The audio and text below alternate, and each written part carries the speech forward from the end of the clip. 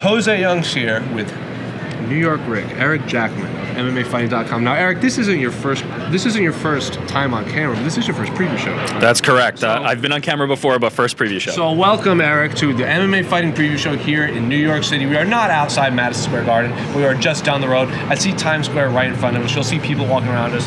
Bear with us, folks. Eric, ceremonial weigh-ins just wrapped up, so we're going to start at the top of the card, the main event of the UFC 268 pay-per-view live in New York City. Kamaru Usman looks to go 2-0 against Colby Covington. Now, if you remember the first time they fought, that famous press conference inside the Hulu Theater. They didn't fight in New York City, but the press conference was still in the Hulu Theater at Madison Square Garden.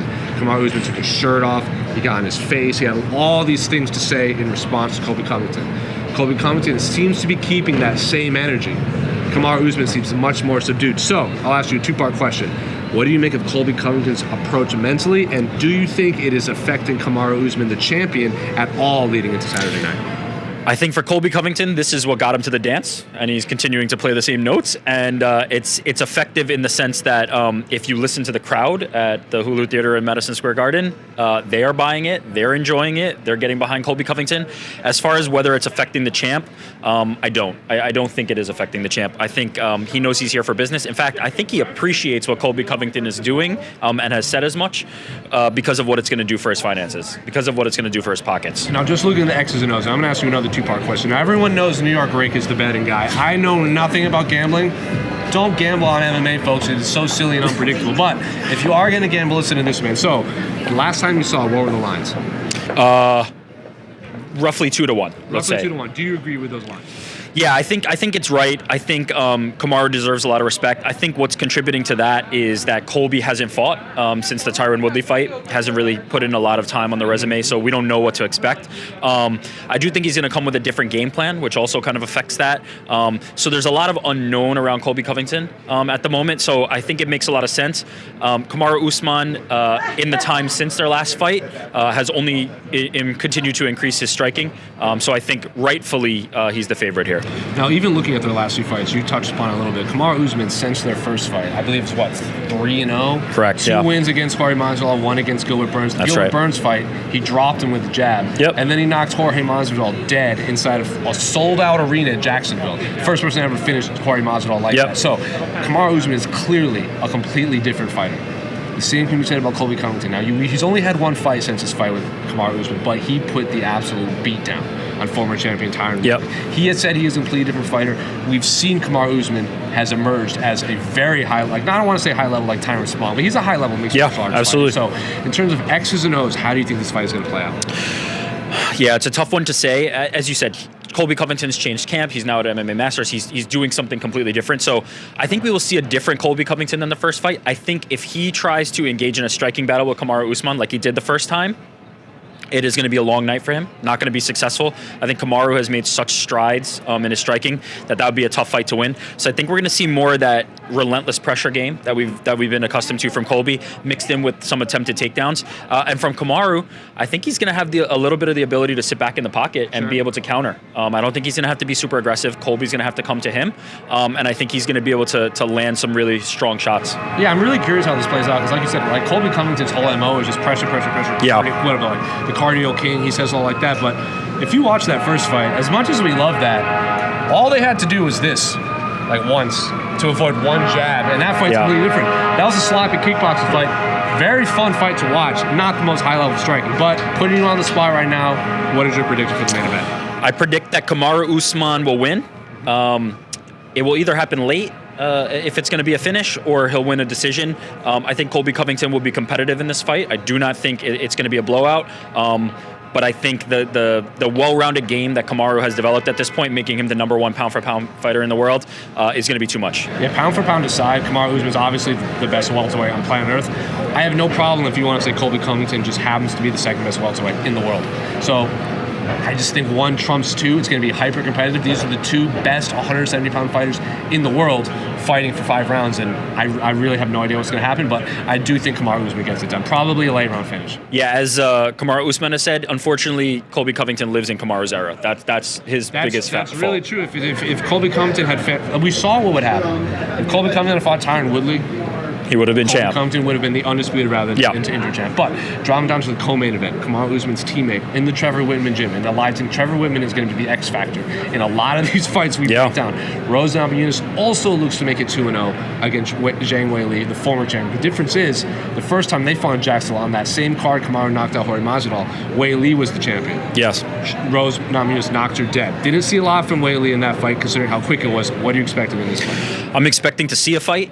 Just to put it bluntly, the first time we didn't see much of anything. We didn't really have much to take away. All due respect, all due credit to Rose Namajunas, but that was such a short fight, such a quick knockout. Again, Rose did what she needed to do. Do not get me wrong. She deserves full credit for that. But we didn't see what Zhang versus Rose really plays out to look like, and I think we will see that this time. I think it'll be a competitive matchup. It reminds me a little bit of how Rose came in and took Joanna out relatively quickly. The second fight, much more competitive, but Rose dominated and won again. I could see that playing out this time, but I do think it will be more competitive. So, two-part question again. Last time you looked, it was probably around a 50-50 fight. I don't really... Even Rose said at the press conference she thinks the line has fluctuated a bit, so it's clearly 50-50. So, do you agree? Is it 50-50, or should Rose, who won by knockout the first time, be the heavier favorite, and who do you think is going to win? Yeah, I think it's right, and I'll say this... Rose was an underdog in the second fight against Joanna as well, so that tends to be the MO for her. She's again like a slight underdog or a pick'em heading into this fight. I think it stems from, if you were somebody who was backing Zhang Weili heading into the first fight, you'd have nothing to make you believe that you couldn't back her again in this fight. So that, I think, is what's affecting the line. I personally favor Zhang Weili. I think I was one of the people who was predicting that she would win the first fight. I again think that she will. Now you add in her camp at Fight Ready. It changes that a little bit more, I think, in her favor. So I think the line is right, quote unquote, but I do believe Zhang Weili will be competitive in this fight, and I favor her to win. Now I'm going to play devil's advocate, which I always try to do on 50-50 fights. I usually make up my mind right now on these preview shows, and I'm a baseball fan, I'm a Red Sox fan, so naturally I am a superstitious individual. Yesterday, while we were recording this, was the 4-year anniversary of Rose Namajunas knocking Joanna and Gaethje out to win the Strawweight Championship, just like she did against Weili. Yeah. She did the same thing again in the Barclays Center in Brooklyn, New York, except this time it was a 5-round, very competitive fight that Rose Namajunas put it away. She's 2-0 in New York. She hasn't lost a rematch yet. Yep. I'm a numbers guy. I have to go with Rose. I don't think it's going to be a knockout. I do think it's going to be similar to the Rose or Joanna 2 fight. I think it's going to be a very competitive 5-round fight. And I think Rose just edges Weili. I want to say like 49, 46, 48, 47, but I do think we see Ann Still, and then hopefully she goes on to face Carlos Esparza, who has done more than enough to turn that title shot. Yeah, another rematch for her. Another rematch, but this time she's trying to avenge a loss. Yeah, that's right. Which is uncharted territory for her as a champion. Moving further down, because this fight we're about to speak of kicks off the pay-per-view. Justin Gaethje versus Michael Chandler, a fight that Michael Chandler was asking for before he even got to the UFC. Justin Gaethje, obviously former World Series of Fighting champion, World Series of Fighting champion. That sounds weird, but I'm gonna say it anyway. Former UFC interim champion.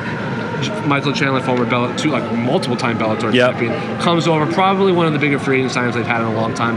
And the second they signed Michael Chandler, I was like, Justin Gaethje versus Michael Chandler. Inject that fight into my body. We are finally getting. A lot of people think that this is essentially going to be throwing a hammer and a wrench into a blender and just hitting go. Yeah. If I remember correctly, on the weigh-in show, you don't necessarily agree with that, right? I agree with it to an extent. Let me not, throw cold water on this. I think Michael Chandler is going to be a man of his word. I think he is not going to take a backward step. I think he is going to push the issue. I think he's going to really try to bring the fight to Justin Gaethje. What I said on the weigh-in show, and I'll repeat here, and I truly stand behind, is I think if he does try to bring that fight to Justin Gaethje, I think Justin Gaethje has the tools to defuse that. I don't think the wrestling will be much of a factor. Justin Gaethje has the best sprawl in MMA. You cannot take that man down in open space. Habib was able to get him down up against the cage, but Habib gets everybody down.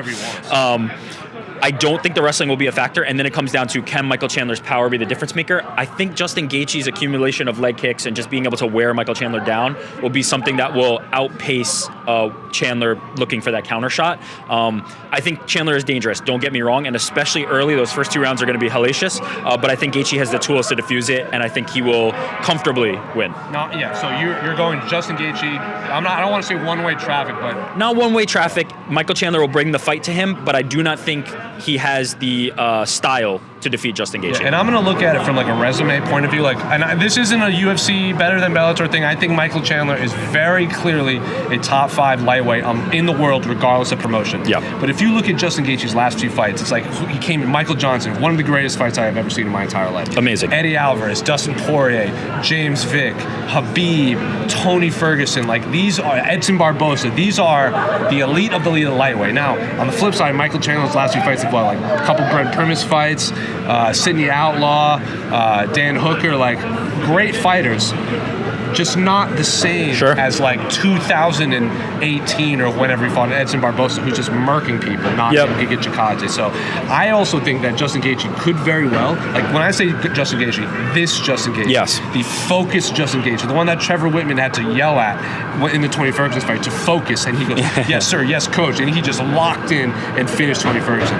This Justin Gaethje could be the best lightweight in the world, not named Habib Nurmagomedov, and for that reason, I think Justin Gaethje gets it done. And Michael Chandler, at worst, is the 4th best lightweight in the world, and puts on a competitive fight with anyone. And hell, they fight 10 times, it could be 6-4. But on Saturday night, inside 3 rounds, I think Justin Gaethje gets it done. I respect it. I also respect your take about Justin Gaethje being the best lightweight. I think if he wins this fight, as we are predicting he will, he sets up a fight against Dustin Poirier or Charles Oliveira. Would be gangbusters. Would be an amazing fight. Blood's already boiling. I'm looking forward to seeing how that plays out. We're on the same page. I will say, this version of Justin Gaethje, we didn't get to see it against Habib. We saw it against Tony Ferguson. I'm looking forward to really seeing that again. And there's a lot of other interesting storylines on this card. Of course, Judge Colby stepping on short notice. We have Frankie Edgar, who's taking Marlon Vera. Any other fight card. Absolutely. This is the one who circles fight of the night. Frankie Edgar is clearly closer, very close to the finish line for his MMA career. So we really have to salvage and appreciate the end of his career. And then of course you have Gian Vellante. I think this is his last fight too. One of the more fan favorites. So a lot of fun in this card. Yeah, Frankie Edgar fighting in the tri-state area, a staple of UFC events of years 100%. Past. The crowd will be out in support of him. A feature fight on any other fight card. Shane Burgos, Billy Q is going to be another banger. Insane. So yeah, Shane a lot Burgos to like. Ever been in a boring fight? Has he ever been in a boring Justin round? Gaethje, Shane Burgos, all these guys. This card from top to bottom Billy Q is a bunch of fighters who have not been in a boring fight. One of the best fight cards of the year. Curtis is finally in the UFC too after that weird situation with Phil Hawes. He loses out and now he gets to fight in Madison Square Garden. So good on you, Chris Curtis. Yeah, maybe they planned that. The Action Man might be a little smarter than we're giving him credit for. Well, for Jose, this has been New York Rick live in Madison Square Garden. Stick around at MMAfighting.com and our YouTube page for all of our post-fight coverage. And until fight night, we're out. Bam!